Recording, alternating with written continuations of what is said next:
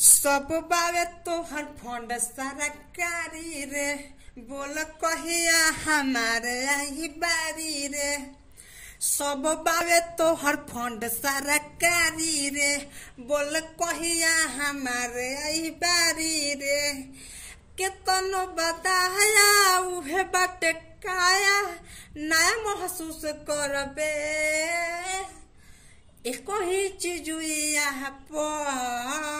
बोल केतना के खुश करबे, और के कर मन रखबे, बोल के मायूस करबे।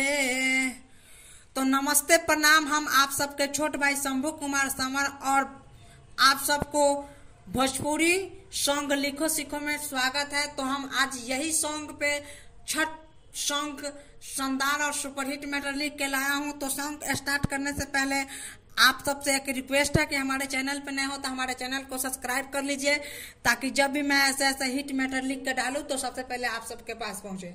तो चलिए इसका मुखड़ा स्टार्ट करते हैं।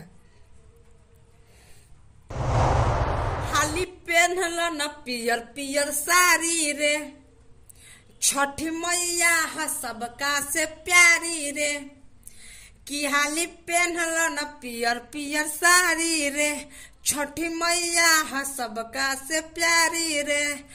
फलवा मंगा के औरक सजा के अपनिया में खार होइबे, छठी मैया दया करी है गोदिया में ललन पइबे। सब दुख तोहर दूर होई गोदिया में ललन पइबे।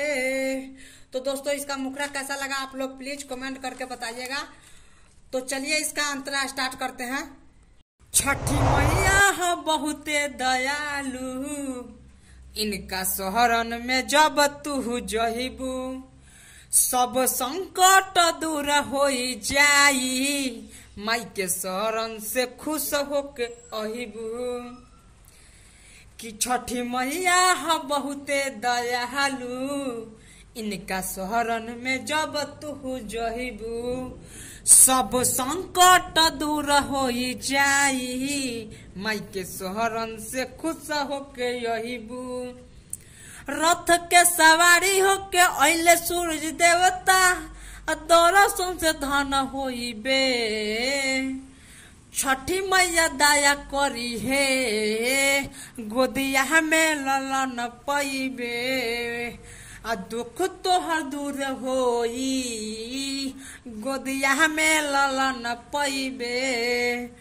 तो दोस्तों इसका अंतरा कैसा लगा आप लोग प्लीज कमेंट करके जरूर बताइएगा।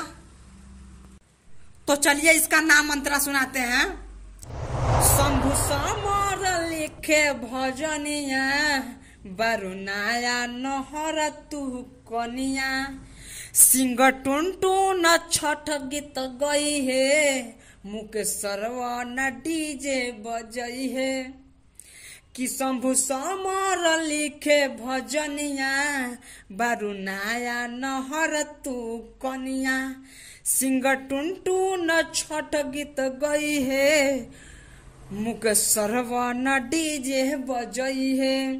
दौरा धल माथे चल छठी घाटे, जब रहिया में गीत गईबो, छठी मैया दया करी है गोदिया में ललन पइबू, दुख तोहर दूर होई गोदिया में ललन पइबू।